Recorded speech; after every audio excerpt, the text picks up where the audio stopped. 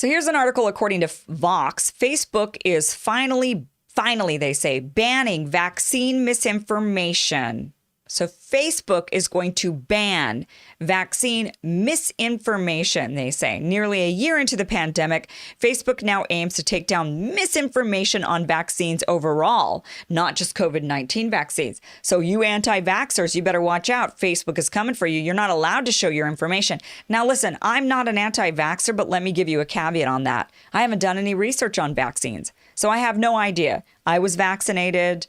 Everybody I know was vaccinated. I intend, if I have a kid, to vaccinate my kid.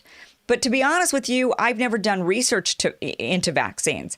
I trust the doctors and the scientists. I've never looked into it for myself. But I believe you have the right to question anything.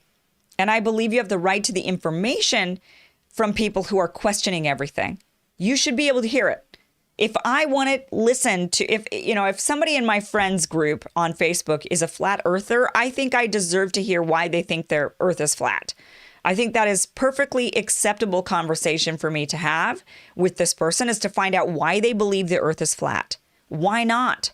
Why can I not hear that information? If they want to post flat earther information every day for hours on end, I can defriend them, or I can listen to them. And if I listen to them, I could then say, I don't agree. Or you never know. I might listen to them and say, good points. Good points. I agree. The earth is flat, right?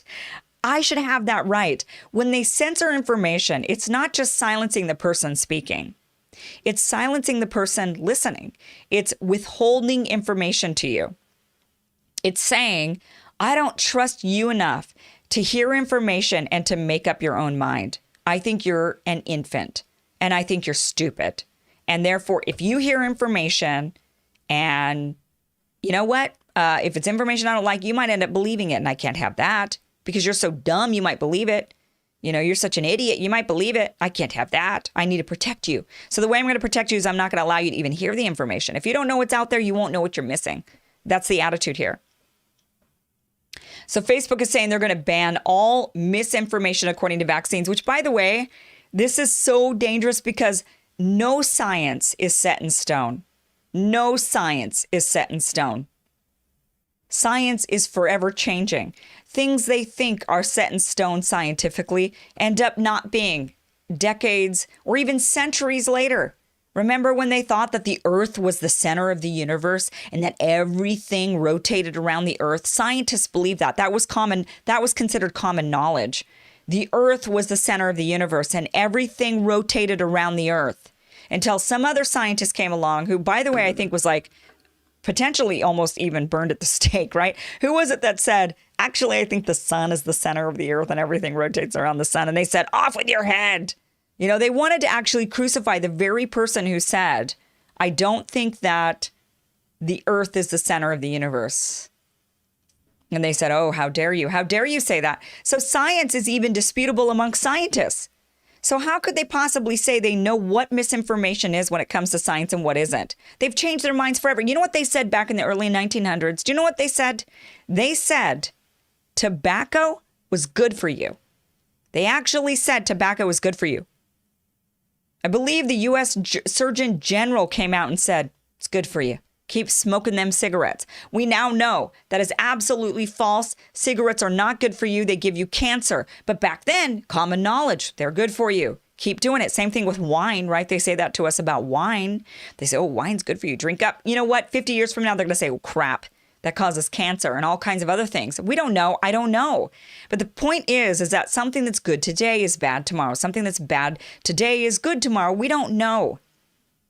When they say something is something like the universe revolves around the earth, suddenly 100 years later, they say, well, it's actually not true. The earth revolves around the sun. We don't know. So when Facebook says that they're going to be banning vaccine misinformation, that just means they're potentially banning truth. There's a possibility that they're actually silencing the truth so that you believe instead not misinformation, but you're believing just the information they want you to believe. It's not about truth or fiction. It's not about fact. It's about what they want you to believe. Because the reality of it is We don't know when it comes to science, and we never have. Science is forever changing. That's the wonderful beauty of science. What's great about science is the cancer treatments they believed were helpful yesterday are antiquated today, and new ones are now here. Or things that they thought were good turned out to be really bad. That's science. And they used to do a lot of crazy things when it comes to science. So Facebook now says, here it is, this is the article again on Vox. It says almost a year into the COVID-19 pandemic, Facebook is taking its strictest stance yet against vaccine misinformation by banning it entirely.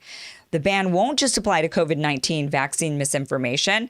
That means, for instance, posts claiming that vaccines cause autism or that measles can't kill people. By the way, I had the measles.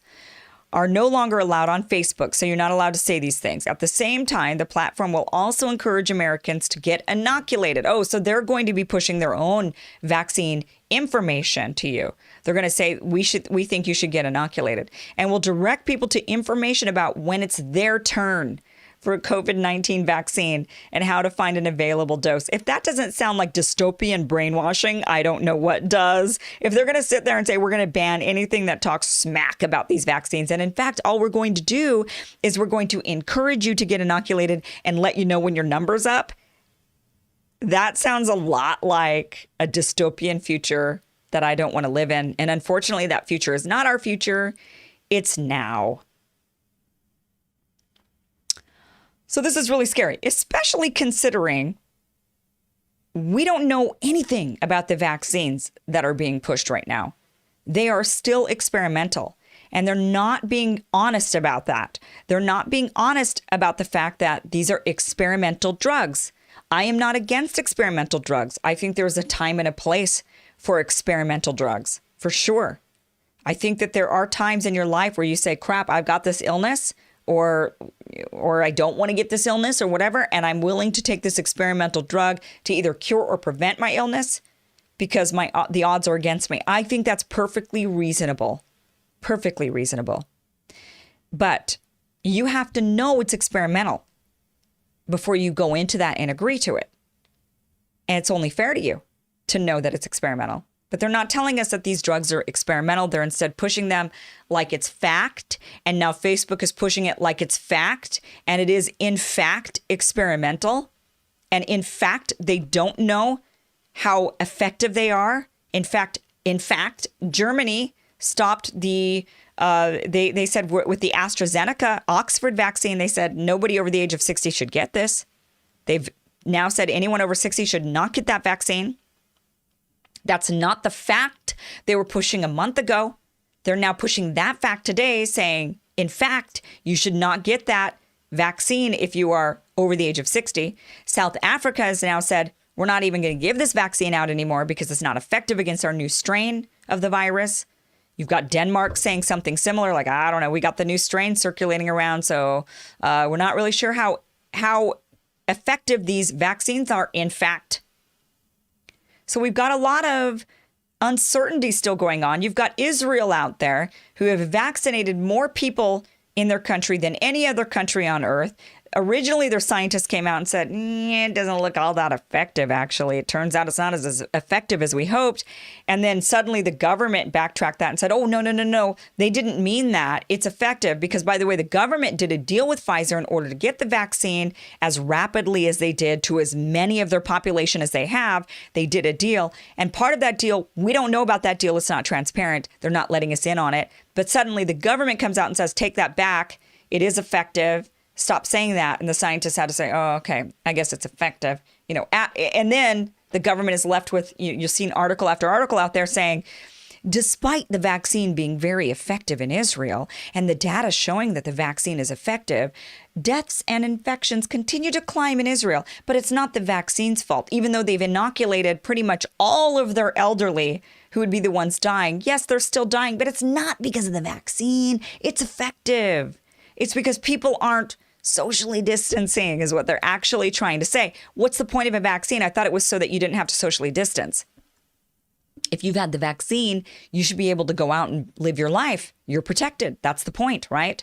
So now they're saying, well, okay, it's because people aren't socially distancing. That's why the deaths and infections are still going up. It's not because of the vaccine. Meanwhile, another group of scientists have come out from Israel and have said, okay, anyway, so looks like, the vaccines can't really rely on that. So how about we go and we start looking at treatments? And they've said, we've started developing treatments. We've got a treatment that is now curing 30 out of 30 people. We think this is super effective. Absolutely, we need to go in that direction. And so, look, they're even saying, we don't know about this thing. We don't know about the vaccine. There's no knowledge. And therefore, because there's no knowledge, there's no misinformation. And yet here's Facebook saying that they're going to play Big Brother and they're going to censor anyone who spreads vaccine misinformation on their site. And you have news outlets like Vox sitting here championing it, basically saying, finally, look at this headline. Finally, Facebook is banning vaccine misinformation. Finally, this is happening, right? So they're not saying, oh, no, Facebook is now deciding to ban vaccine misinformation. The way they phrase this is finally Facebook is doing this because look at all these people who are believing all of these things about these vaccines that, by the way, are totally experimental. We know nothing about, really. We're still learning. They very well might turn out to be very effective. We don't know, but the point is we don't know. We can hope, but we don't know. And people should be honest about that, but they're not.